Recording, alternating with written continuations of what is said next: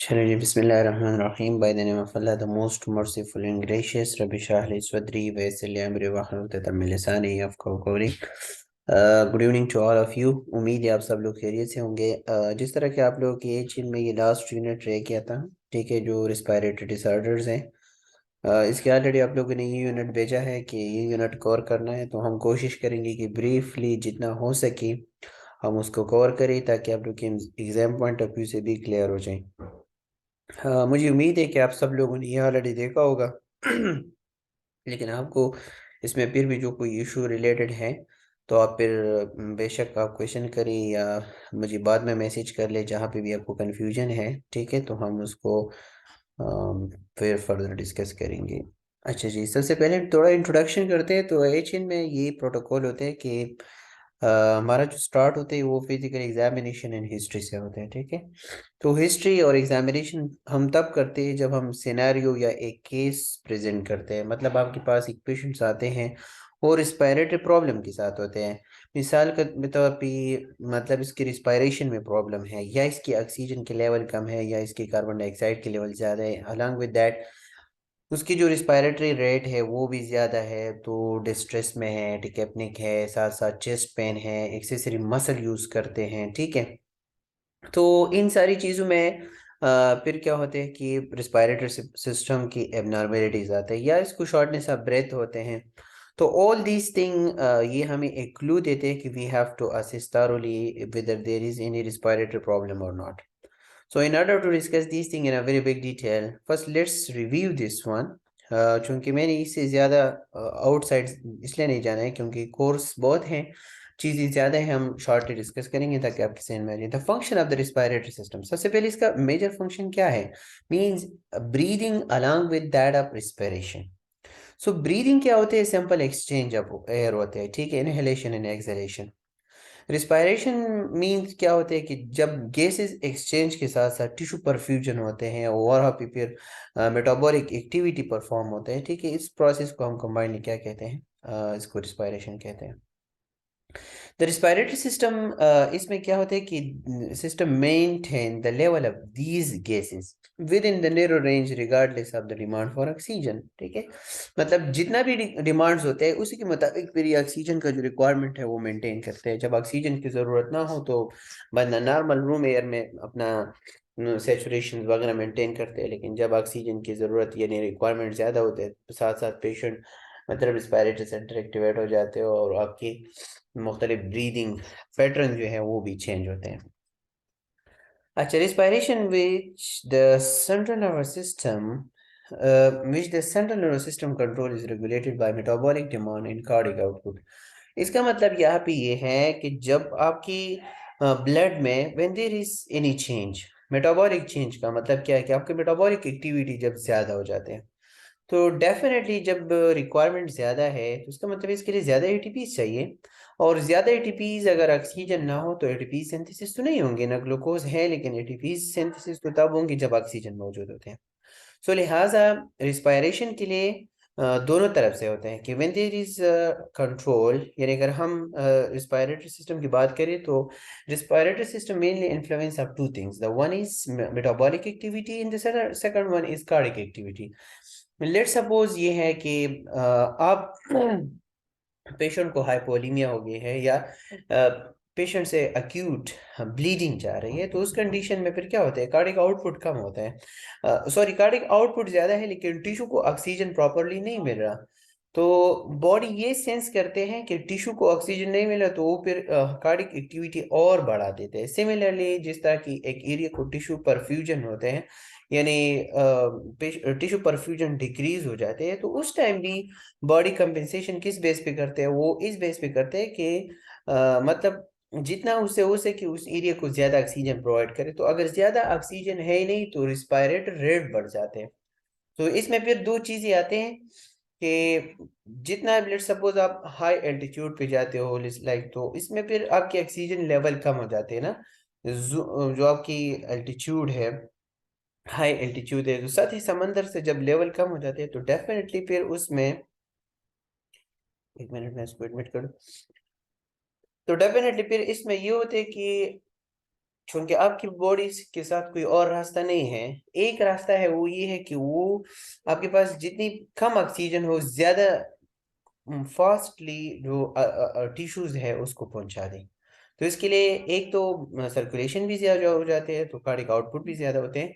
Second thing, आपकी erythropoiesis होता है, यानी आरबीसी प्रोडक्शन भी इंक्रीज हो जाते हैं। ठीक है। अच्छा, फिर इसके अलावा अगर हम बात करें हिस्ट्री के हवाले से, सो सबसे पहले आपके पेशेंट आते हैं, सो ही और she will be presented to us या presented to you with a chief complain, यानी जो मेजर कंप्लेन है। ठीक है। वो कंप्लेन, चूंकि हम रिस्पायरेटरी सिस्टम की बात करते हैं, तो रिस्पायरेटरी सिस्टम रिलेटेड होगा, मतलब चेस्ट पेन है, कफ है, डिस्निया है, और तोपनिया है, शॉर्टनेस ऑफ ब्रेथ है, एटसेट्रा। द पेशेंट में आल्सो रिपोर्ट। इसके अलावा ये तो इज यूजुअल चीप कंप्लेन है, इसके साथ वो भी कहते थे कि मैं जब वोमिट सॉरी स्पूटम पास होते हैं तो स्पूटम में ब्लीड आते हैं, तो हेमेप्टाइसिस भी होते हैं। ठीक है। या इसके अलावा रात को या इससे पहले मुझे मतलब कफ था, बलगम था, लेकिन इसका प्रोडक्शन इतना ज्यादा नहीं था, लेकिन लास्ट नाइट से बहुत ज्यादा हो गया है। ठीक है। या इसका जो कैरेक्टरिस्टिक है वो भी चेंज हो गया है, मतलब ड्राई था अभी, मतलब दूसरा हो गया है, मतलब प्रोडक्टिव। तो these are some sort of cheap complain. ठीक है। तो फिर हम क्या करेंगे कि हमारा फिर क्वेश्चन ये होता है कि आपका प्रेजेंट इलनेस क्या है। सो द नर्स दिन question the patient about has present illness. ठीक है, मौजूदा बीमारी किस बीमारी के साथ हो। So this is the present condition, ask the patient about has symptom, like for example when it start. अगर हम चूंकि बात करते हैं, तो अगर कफ की हम बात करें, तो उसको कफ की बात करें तो कब स्टार्ट हुआ, कब एग्जेजरेट हुआ। ठीक है। या अगर चेस्ट पेन की बात करें, तो वो कोल्डेरा वगैरह अगर आप लोग को निमोनिक्स याद है, तो इस पे फिर हम बात करते हैं। या इसके अलावा हम एसोसिएटेड सिम्टम की डिस्कस करते हैं। इसके अलावा फिर location, duration, frequency, precipitating factor, elevating factor वगैरह वगैरह। अब लेट्स सपोज एक पेशेंट है, वो कहते हैं कि आई हैव डिस्निया। ठीक है। सो अगर फॉर एग्जांपल पेशेंट को डिस्निया है, तो आप उसको एक रेंज दे दें कि लेट्स सपोज अगर 10 टोटल स्कोर है, तो आपको कितना डिफिकल्टी है ब्रीथिंग में। 10% है, तो इसका मतलब है कि अगर उनके मार्क्स 10 आते हैं, तो इसका मतलब है इसको 100% बहुत ज्यादा डिफिकल्ट है। लेकिन वो के रेंज अगर 2 और 3 के बीच में नंबर्स आते हैं, सो हम कंसिडर करते हैं कि माइल्ड टाइप की है। ठीक है। अच्छा, which means 0 no dyspnea and 10 mean the worst dyspnea experiences. If the patient has orthopnea, ठीक है, so ask him how many pillows he used to sleep. अगर पोजीशन के साथ साथ उसको ये चेंज होते हैं, सो नर्स ने इससे पूछना है कि मतलब आप किस पोजीशन पे सोते हो रात को। आपने अपने हेड साइड का जो पेलो इसके नीचे रखा है, या आपकी हेड साइड वाली जो एरिया इसके दोनों कि नीचे हेड साइड के नीचे कोई क्या कहते हैं इंच वगैरह रखा है। ठीक है। तो ये सारी चीजें होते हैं। आप एक पेलो यूज करते हो या दो पेलो यूज करते हो। Ask if the patient cough is productive और non productive, is the cough recent. ठीक है। तो हम रिसेंट और इसकी बेस पे आगे हम डिजीज डिस्कस करते हैं। तो डिजीज में फिर हम आइडेंटिफाई करते हैं ना कि बाज अगर लेट सपोज एक पेशेंट उसको सीओपीडी है, तो सीओपीडी में हम क्रॉनिक ब्रोंकाइटिस होते हैं। तो क्रॉनिक ब्रोंकाइटिस को हम इस तरह डिफरेंशिएट करते हैं कि when a patient who have 3 months persistently cough for 2 consecutive years। ठीक है। सो मतलब ये है कि साल में 12 महीने है, और हर 3 महीने कंसेक्यूटिवली उसको कफ होते हैं, फिर इसके बाद ठीक होते हैं, फिर दूसरे साल भी होते हैं। तो then it is called chronic bronchitis and the patient is lead towards the development of COPD। सो उस कंडीशन, तो इस प्रोडक्टिव कप और नॉन प्रोडक्टिव के बेस पे फिर हम डिफरेंशिएट करते हैं। सिमिलर एक पेशेंट कप जो है नॉन प्रोडक्टिव कप, कोई एलर्जिक रिएक्शंस होते हैं या एलर्जिक कंडीशंस होते हैं, उसमें भी नॉन प्रोडक्टिव कप होता है। Is the cup recent, if not recent how long has he experiences. For example patient कहते हैं कि I haven't these sort of symptom from last 2 weeks। यानी अगर ये है सॉरी तो 2 वीक से है, इससे पहले नहीं थी। ठीक है। So it's okay. लेकिन अगर वो कहते हैं कि नहीं ये तो मुझे पहले से, तो आपने उसको इस डिटेल से पूछना है कि कब से ये था, किस इसकी कैरेक्टरिस्टिक कैसे है। ठीक है। मतलब हैज इट चेंज रिसेंटली। अब अगर फॉर एग्जांपल प्रीवियस था प्रोडक्टिव था, अब ड्राई है, या पहले ड्राई था प्रोडक्टिव है, तो कब ये चेंज आई है, तो आप लोगों ने इसको कंफर्म करना है। When a patient produce sputum, for example, इसके sputums आते हैं, ask him to estimate the amount produced in teaspoon or another common measurement। आप उसको ना एटलीस्ट इस तरह के आपको पता चल जाए, मतलब आपके पास जितना भी अवेलेबल रिसोर्सेज उसको देख के इससे मेजरमेंट भी कर सकते हो। अगर स्पूटम है तो आपको पता है एक होते हैं टेबल स्पून, होते हैं एक टी स्पून होते हैं, ठीक है। तो 1 is 5 ml के बराबर होते हैं, 115 ml के बराबर होते हैं। इसी तरह आपके पास मेजरिंग डिवाइस और भी होते हैं, ठीक है। ये जो जार्स वगैरह होते हैं इसके ऊपर भी लिखा होता है। तो ये इसी तरीके से आप इसे कलेक्शन के हवाले से भी पूछ सकते हो। Ask him at what time of day he cough, ठीक है। The most him question him about the color and consistency of his sputum। अगर आप sputum के बारे में कहते हो तो if you are suspecting that the patient have some sort of tuberculosis, so हम इस बात पे भी फिर मजीद इन डेप्थ जाते हैं, ठीक है। तो आपका sputum किस टाइम ज्यादा आते हैं, इसका कलर कैसे होता है, is there any bleed, या इसमें कोई पस वगैरह, इस तरह वट एवर जो भी है रिगार्डिंग आपसे ये क्वेश्चन पूछ सकते हो। Ask whether is characteristic is change recently, if so how does he cough of blood, कि अब या इसकी में खून वगैरह आते हैं कि नहीं। इफ अ पेशेंट वीज, वीज क्या होते हैं, वीज हमारे पास या इंस्पायरेटरी वीज होते हैं या एक्सपायरेटरी वीज होते हैं, जस्ट लाइक सीटी नहीं होते जब सिटी बजते हैं। तो ये सिवियर टिपिकल कंडीशंस होते हैं जब ब्रोंक्यूल कंस्ट्रक्शंस होते हैं, स्पेशली पेशेंट सफरिंग फ्रॉम आजमा। तो आजमा कंडीशन में ये ज्यादातर होते हैं। सो अगर पेशेंट आपको वीजिंग या क्रिकल्स वगैरह के साथ आते हैं तो you have to differentiate what makes the patient wheeze, किस चीज की वजह से है, या कोई इसने मेडिसिन लिए है या इसने कोई डस्ट के साथ एक्सपोजर हुआ है, ठीक है। So then you have to further work on it, that might be the patient have some sort of asthma related to environmental changes, or when we can also say that patient have some sort of hypersensitivity, and due to that hypersensitivity, once a patient exposed to that thing, the triggering material, and he or she develops such kind of situation. So wheeze loudly enough for other to hear it, what helps stop the wheeze। फिर आपने इससे भी पूछना है कि मतलब किस चीज की वजह से आप पहले तकिया नीचे रख देते हो इसकी वजह से ठीक होता है, कोई मेडिसिन लेते हो इसकी वजह से ठीक होता है। So being a nurse, you have to evaluate all these things before going to diagnose a disease. If the patient has chest pain, let's suppose, ask him where the pain is located। अगर आप patient chest complaint के साथ है तो आपने इसको मतलब ये क्लैरिफाई करना है कि पेशेंट आपको पेन है, सो शार्प है, डल है, रेडिएटेड है कि नहीं, किस जगह पे रेडिएट हो रही है, एंड कितने ड्यूरेशन के साथ है, उसका सुबह से स्टार्ट हुआ है, 3 महीने से स्टार्ट है, 2 महीने से स्टार्ट है, या इसका इंटरमिटेंट आते हैं, 10 मिनट के लिए होते हैं फिर गायब हो जाते हैं, फिर 15 मिनट के लिए आते हैं, या इसके साथ साथ आप इससे पूछे कि ये काम के साथ ज्यादा हो जाते हैं, पोजीशन चेंज होने के साथ साथ ज्यादा हो जाते हैं। So you have to evaluate one by one all the initial arrival complaints, ठीक है। सो thoroughly नर्स जो मतलब एक पर्सन एक मतलब जो स्पेशल नर्स होते हैं, इनमें ये चीज जरूर होंगी कि वो हर एक सिम्टम को फर्दर इलेबोरेट करे।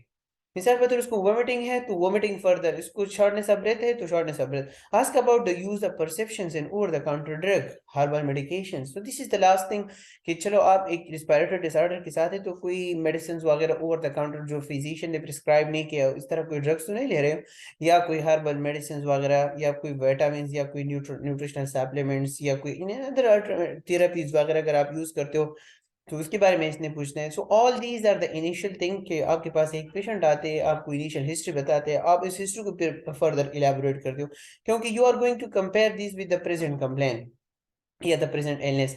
The nurse asked about the medical history, so now you have to think about, आपने present के बारे में बताया, पूछा इससे आपने chief complaint के बारे में। Now you have to discuss about the medical history, questions the patient about other respiratory disorder, for example, do you have allergy from last 2 years, 20 years, do you have some sort of chronic disease like asthma, like COPD, cystic fibrosis, like pneumonia, like tuberculosis, and like other respiratory tract disorder। If it is, and if these disorder is persistent, so you may further proceed. And then you may correlate these signs symptom with specific disorder as well. Ask the patient if he has undergone chest or lung surgery. Do you have any post hospitalizations? If yes, for what sort of purpose you had been admitted in the hospital?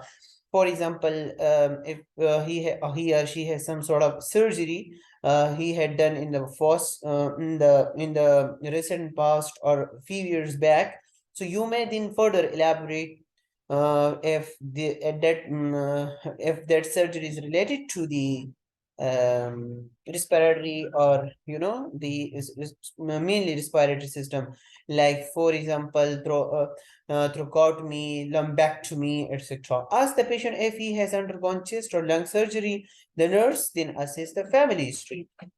Now let's first we confirm the chief, then the present illness, then we talk about the medical history, and then we are going to talk about the family history.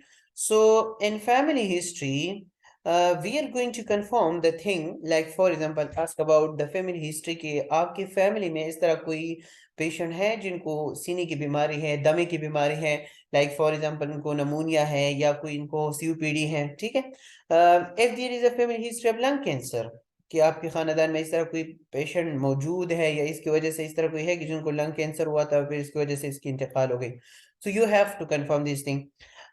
फिर इसके बाद हम थोड़ा सा और जाते हैं इसके सोशल हिस्ट्री के बारे में इससे पूछते हैं, ठीक है। सोशल हिस्ट्री में हमारे जो सोशल इंटरेक्शंस होते हैं, उठना बैठना, लाइफस्टाइल के हवाले से, स्मोकिंग के हवाले से, all this things. So ask about the smoking habits and environmental exposure to irritant, वो कहाँ पे काम करते हैं, क्या वो कोई मार्बल फैक्ट्री में इसका काम करते हैं, ठीक है, कोई एस्बेस्टोस या कोई इस तरह की टोबैकोज, या कोई और जगह पे जहाँ पे मतलब इन्वायरमेंट में डस्ट ज्यादा होते हैं, ठीक है, या इसके अलावा कोई सिगरेट स्मोकिंग या सिगरेट फैक्ट्री वगैरह।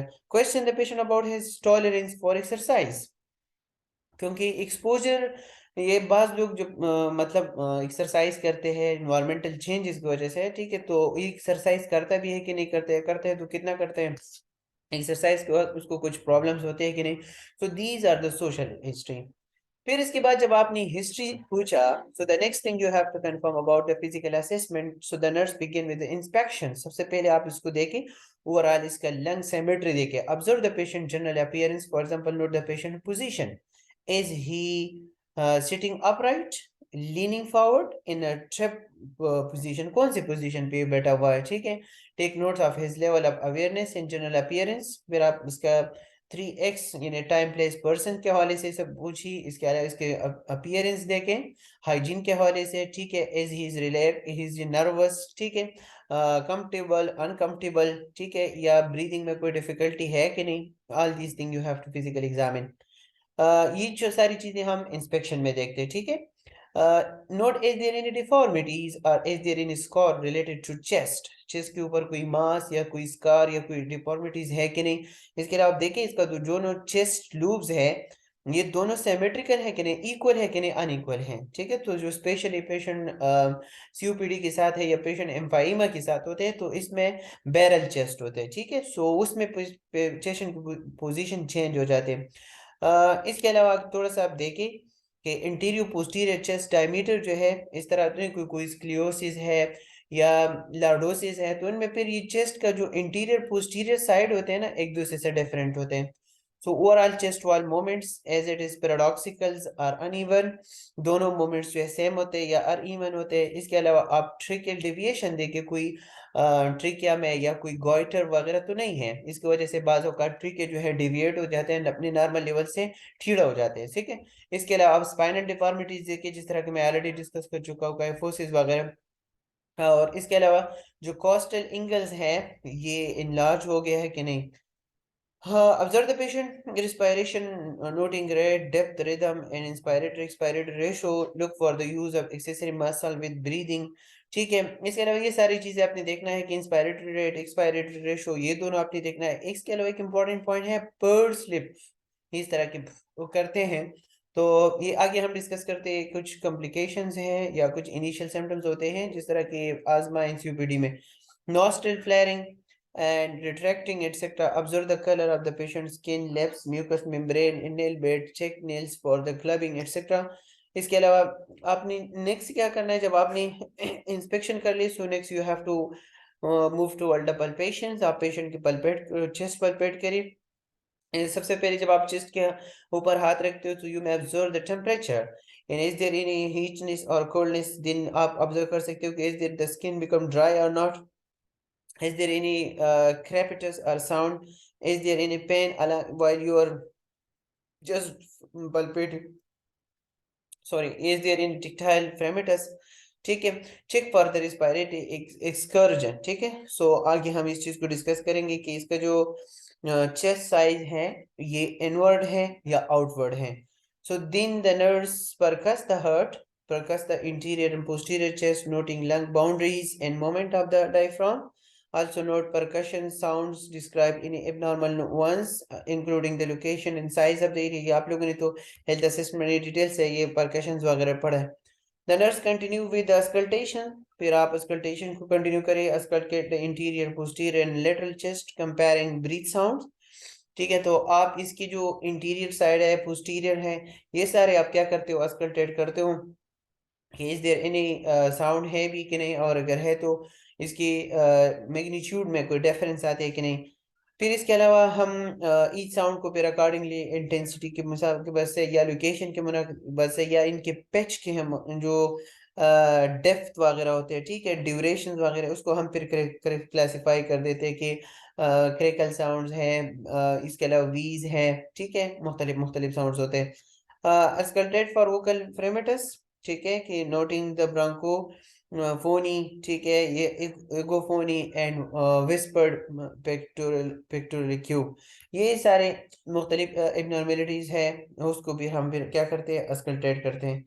सो ऑल दीज, चूंकि इस पे मैं इसलिए ज़्यादा डिटेल पे नहीं जाता हूँ क्योंकि ये सारी चीज़ें आप लोगों ने health assessment of the respiratory system में डिटेल से डिस्कस की होंगी।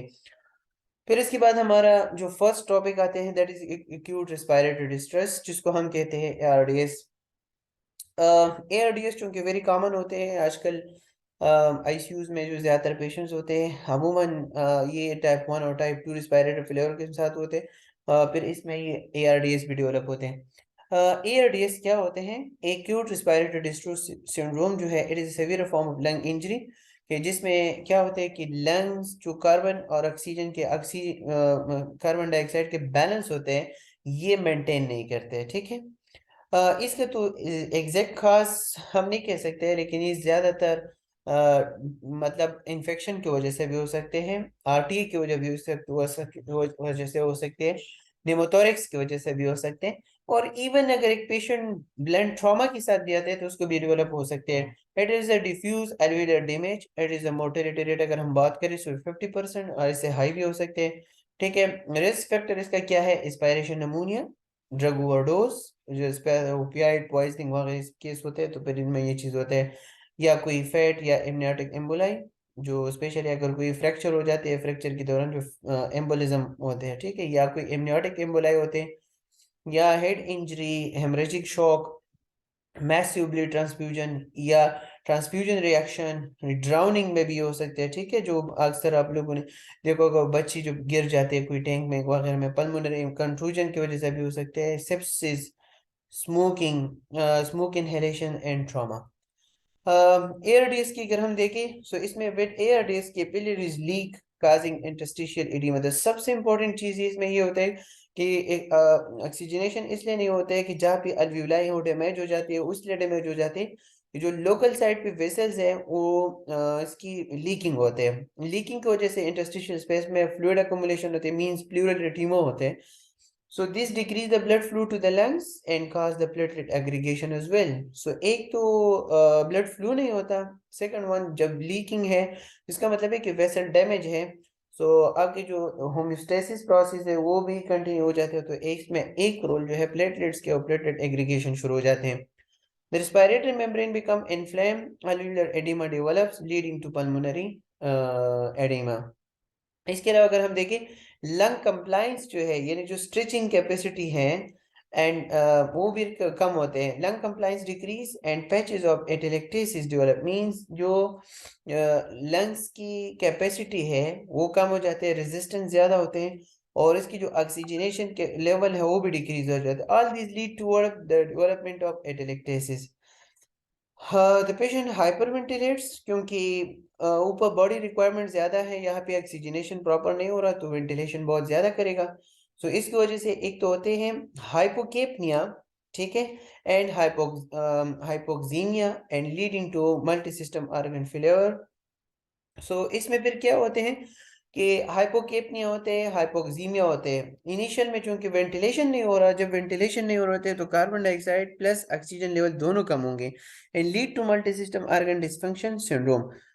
इसमें सबसे इंपॉर्टेंट चीज ये होती है कि जो वी क्यू रेशो होते हैं, जो वेंटिलेशन परफ्यूजन रेशो होते हैं, वो मिसमैच करते हैं।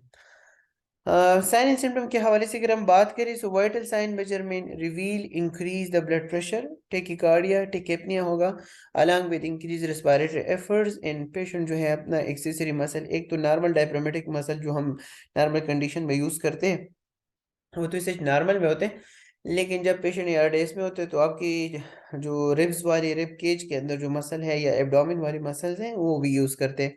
अदर साइन सिम्टम इसमें फिर क्या होते हैं कि पेशेंट में भी बेरोट्रॉमा सिम्टम, बेबी स्लर, क्रिकल्स, क्रिप्टस, या पेशेंट बिकम साइनोज। इसके अलावा डिक्रीज जो ब्रेथ साउंड्स हैं वो भी कम हो जाते हैं, ठीक है, क्योंकि पेशेंट एक्सेसरी मसल यूज करते हैं तो स्वेटिंग भी होगा।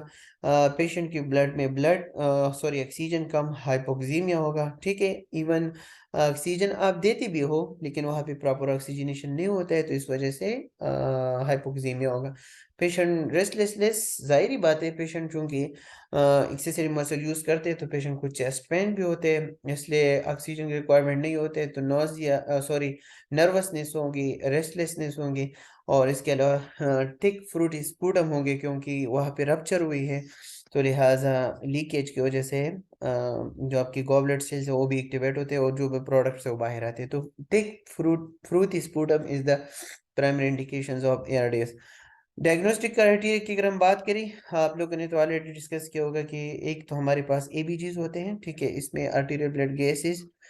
तो एबीजीज हम देखते हैं, एबीजीज में फिर हम ऑक्सीजन के लेवल, पीओ2, पीसीओ2, ठीक है, partial pressure of oxygen, partial pressure of carbon dioxide, तो इसमें ये देखते हैं decrease the partial pressure of arterial oxygen, P O two, unresponsive to supplemental oxygen. आप ऑक्सीजन देती भी हो लेकिन इसके बावजूद भी जो ऑक्सीजन सेचुरेशन है वो कम होगा।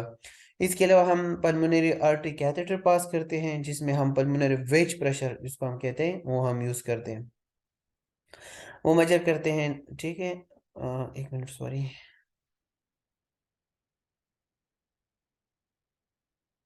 इसके अलावा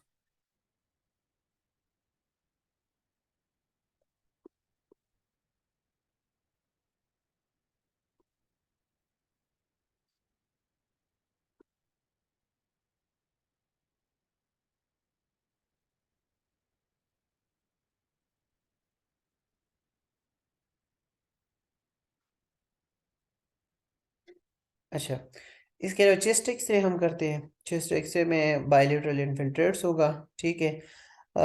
इसके अलावा मैकेनिकल वेंटिलेशन अगर पेशेंट को ज़रूरत पड़ जाते हैं तो हम इसमें क्या करते हैं। इसके अलावा एक्सरे में वाइट लंग्स यानी पैचेस भी मौजूद होंगे, दैट इज़ कॉल्ड मैसिव कंसोलिडेशंस, ठीक है। मैकेनिकल वेंटिलेशन भी हम पेशेंट को वेंटिलेटर पे डालते हैं, इसमें हम FiO2 जो है फ्रिक्शन इंस्पायर्ड एयर इनिशियल में हम ज़्यादा कर देते हैं ताकि पेशेंट के ऑक्सीजन लेवल ज़्यादा हो जाते हैं, ठीक है। इसके अलावा इसमें हम एक और चीज़ भी चेंज कर देते हैं, that is P positive and expiratory pressure, वो भी हम ज़्यादा कर देते हैं ताकि जो अल्वीलाई है वो थोड़ा एक्सपेंड हो जाए और वहाँ पे ऑक्सीजनेशन शुरू हो जाते हैं और कोलैप्स से एक दूसरे को बचाएं। PEEP allow the use of lower FiO2 to obtain inadequate PO2 pressure control ventilation that prevent over distensions of the alveoli। तो इसमें फिर हम VSMV PSMV नहीं यूज करते हैं, ठीक है। एक दिन इंशाल्लाह हम 5th सेमेस्टर में भी डिस्कस करेंगे, 7 में भी डिस्कस करेंगे कि वेंटिलेटर की जो मेजर सेटिंग है वो हम कैसे करेंगे। तो इसमें एक VSMV मोड होते हैं और एक PSMV मोड होते हैं, तो एक में हम वॉल्यूम कंट्रोल करते हैं और एक इसमें हम प्रेशर कंट्रोल करते हैं। तो हम इसमें थोड़ा प्रेशर कंट्रोल ज़्यादा करते हैं ताकि एक्सेसिव प्रेशर अगर हम दे दें, इंस्पायरेटरी प्रेशर अगर हम ज़्यादा दे दें तो इंस्पायरेटरी प्रेशर में ये होते हैं कि वो पेड़ अल्वेओलाई डैमेज कर देते हैं और इस वजह से फिर वेंटिलेशन और भी सफ़र होते हैं। इसके अलावा हम पल्मोनरी एडिमा कम करने के लिए डायरेटिक्स देते हैं, जिस तरह के हमारे पास लेसिक्स है, प्रोसिमाइड्स। नेक्स्ट हम क्या करते हैं, जाहिर बात है देयर इज इन्फ्लेमेटरी प्रोडक्ट्स और infection is over there, so हम स्ट्रॉन्ग यानी ब्रॉड स्पेक्ट्रम एंटीबायोटिक भी यूज़ करते हैं। इसके अलावा हम pharmacologically paralysis is used to decrease the oxygen consumption, the patient must be sedated, यानी हम इस तरह की फार्माकोलॉजिकल मैनेजमेंट यूज करते हैं कि जिसकी वजह से ऑक्सीजन रिक्वायरमेंट कम हो जाए। लाइक फॉर एग्जाम्पल हम पेशेंट सिडेट करते हैं ताकि रिलैक्स हो, और साथ साथ हम मसल रिलैक्सेंट देते हैं, जो आप लोगों ने अभी रिसेंटली पढ़ा होगा, स्केलेटल मसल रिलैक्सेंट, जिसमें एट्राक्यूरियम आते हैं, पेनक्यूरोनियम आते हैं, ठीक है, रोक्यूरोनियम आते हैं, और इस तरह के अवेलेबल है एक्यूरान के नाम से। इसके अलावा ब्लड प्रेशर मेंटेन करने के लिए हम आइनोट्रोपिक सपोर्ट भी स्टार्ट करते हैं, दैट इज कॉल्ड वेसोप्रेसर्स, ठीक है। और एसिड बेस बैलेंस करने के लिए इलेक्ट्रोलाइट बेचते हैं। फॉर एग्जांपल हाइपरकैलेमिया है, हाइपोकैलेमिया है, तो वो हम अकॉर्डिंगली मैनेज करते हैं। नर्सिंग इंटरवेंशन हमारा क्या होगा? तो हमने पेशेंट को क्या करना है, सेमी वाल्वुलर पोजीशन या प्रोन पोजीशन है पॉसिबल, ताकि हम प्रोन पोजीशन इसलिए देते हैं कि वहाँ पे लंग्स एक्सपेंशन होते हैं, और लंग एक्सपेंशन हम ज़्यादातर कोविड-19 में भी हमने इस तरह किए, ताकि ये एक्सपेंशन की वजह से ऑक्सीजनेशन इम्प्रूव होता है। ये पॉसिबल नहीं है, फिर हम सेमी वाल्वुलर पोजीशन देते हैं। इसके अलावा हम ऑक्सीजन थेरेपी स्टार्ट करते हैं, मैकेनिकल वेंटिलेशन, तो फिर हम PO2 अबाउ 60, ठीक है, ताकि ये ऑक्सीजन जो है रिवर मतलब पेशेंट को कंप्लीट हो जाए, और जो हाइपोक्सीमिया है ये रिवर्स हो जाए। इसके अलावा हम चेस्ट फिजियोथेरेपी वगैरह करते हैं, ताकि अगर कोई सिक्रीशन है वो लूज हो जाए और पेशेंट इसको एक्सपेल आउट करें। इसके अलावा हम पेशेंट को मैकेनिकल वेंटिलेशन, अगर फॉर एग्जांपल मैकेनिकल वेंटिलेशन की ज़रूरत नहीं है, तो हम पेशेंट को कहते हैं आप डीप कप ले लें, ठीक है, और डीप ब्रीदिंग एक्सरसाइज भी कर लें, ताकि आपकी जो एक्सपेंशन ज़्यादा हो जाए लंग्स की, और आपके पास अगर अल्वियोलाई कोलैप्स है तो वो रिलीज हो जाए। सक्शन द पेशेंट एयरवे, अगर फॉर एग्जांपल आपके पेशेंट इंटुबेटेड है तो ETT में, अगर आपको ट्रेकियास्टमी है तो ट्रैक में, ठीक है, ताकि सिक्रीशन क्लियर हो जाए। आपने उसमें फिर क्या करना है, स्टीराइल टेक्निक यूज़ करना है, हम इंशाल्लाह प्रैक्टिकली डेमोन्स्ट्रेट भी करेंगे हॉस्पिटल कॉलेज में, ताकि आप लोगों को ये क्लियर हो। मुख्तलिफ ड्रग्स जिसमें पेन रिलीव करने के लिए हम यूज़ करते हैं, ठीक है, तो वो भी हम साथ में ऐड करते हैं, पेन किलर्स वगैरह भी ऐड करते हैं, ताकि पेशेंट की डिस्कम्फर्ट जो है वो हम कम करें। अगर फॉर एग्जांपल हमारे पास पेशेंट जी। मैकेनिकल वेंटिलेशन पे है, सो पैरालाइजेंट एंड सेडेटिव इज नेसेसरी, यानी पैरालाइजिंग एजेंट जिसको हम स्केलेटल मसल रिलैक्सेंट कहते हैं, ठीक है, ये भी हम साथ में ऐड करते हैं। पेशेंट जब रेस्पिरेटरी प्रॉब्लम के साथ है, अपने पेशेंट इंटुबेट की है, so you have to monitor the intake and output, ठीक है, या कि इसकी कोई मल्टीपल ऑर्गन्स की पर कोई इफेक्ट तो नहीं है। अलॉन्ग विद दैट आप डायरेटिक्स देते हो, तो आप आउटपुट भी दिया करो। अगर आउटपुट इसके ज़्यादा हो रहा है तो इसका मतलब है कि बॉडी से फ्लूइड आउट हो रहा है, नहीं हो रहा है, so you have to change, और you have to inform your doctor. Frequently reposition the patient to prevent complication of immobility, like for example bed sores, ठीक है, या जो इसके अलावा आपने पेशेंट को EV2 और EV4 वाली पोजीशन देना है, ठीक है, और जितना हो सके आप चेस्ट फिजियोथेरेपी वगैरह भी कर लें, ठीक है, ताकि आपकी सिक्रीशन जो है, जितना आप मूवमेंट करते हैं पेशेंट को मोबिलाइज करते हो, तो इस वजह से पेशेंट की सिक्रीशन लूजन होते हैं, और along with that perfusion increase हो जाते हैं। हम पेशेंट को खुराक के हवाले से अगर हम बात करें, सो 225 100 कैलोरीज जो है डेली के हिसाब से आपने इसको देना है। फिर ये हमारे पास मुख्तलिफ फीड आते हैं ना, इंश्योर आते हैं, पीडियाश्योर बच्चों के लिए आते हैं, ओम फेड आते हैं, ग्लोसर्न आते हैं, तो ये सारी चीज़ें हम फिर इसी के हिसाब से प्रोवाइड करते हैं। यूज इंटेरल और पेरेंटल फीडिंग इफ नीडेड, सो हम एक कहते हैं ना TPN, टोटल पेरेंटल न्यूट्रिशन, तो ये जो हॉस्पिटल्स है इसमें अवेलेबल नहीं है, लेकिन शौकत खानम, RMI वगैरह ये स्पेशल उनमें फार्मासिस्ट होते हैं, वो अकॉर्डिंग टू बॉडी रिक्वायरमेंट वो बनाते हैं।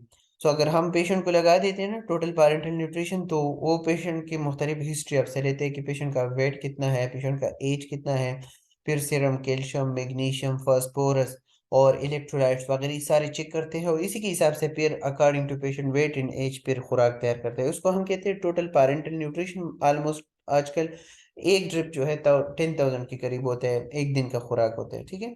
Teach relaxation techniques, encourage the patient not to fight with the ventilator, जितना हो सके पेशेंट को अपनी काउंसल करना है, ठीक है। अगर फॉर एग्जांपल इनिशियल में तो हम पेशेंट से डेट रिलैक्ट करते हैं, लेकिन बाद में तो हम ये तो ओनली फॉर 24 आवर होते हैं, फिर हम आहिस्ता आहिस्ता पेशेंट को क्या करते हैं, पेन किलर वगैरह लगा देते हैं, ताकि ये वेंट के साथ फाइट ना करे, और इसको ऑक्सीजनेशन जो है या पेशेंट का ऑक्सीजनेशन इम्प्रूव हो जाए। Because a mechanical ventilated patient can't speak, so provide communication alternative, like for example आप later in picture board, अब अगर for example एक पेशेंट है वो लिख सकता है, लेकिन चूंकि इसके मुंह में ईटीटी ट्यूब पड़ा हुआ है तो बोल तो नहीं सकता। तो लिहाजा आप उसको बल पॉइंट या इसको पेज प्रोवाइड कर सकते हो, या इसके अलावा इसको मुख्तलिफ पिक्चर भी दिखा सकते हो कि उसके इन किसी बात से वो आपको इंडिकेट करे कि मुझे ये चीज़ चाहिए। ठीक है। सो ये अल्टरनेट टेक्निक्स होते हैं कि जब पेशेंट अपना वर्बल रूट जो है, यानी इसका वर्बल कंपोनेंट ऑफ जीसीएस वो 1 पे आ जाते हैं, मींस ईटीटी ट्यूब हो या ट्रिकेस्टोमी हो। So these were all about the first thing related to the respiratory system, जिसमें हमने respiratory system के हवाले से बात कर ली, इसकी इनिशियल असेसमेंट के हवाले से हमने बात की। ठीक है। चलो। से हमने जो नेक्स्ट जो हमारे पास है हमारी यूनिट था acute respiratory distress syndrome। सो ये हमने आज डिस्कस कर ली। नेक्स्ट क्लास में इंशाल्लाह हम फिर acute respiratory failure जो है फर्दर डिस्कस करेंगे। Excuse me sir.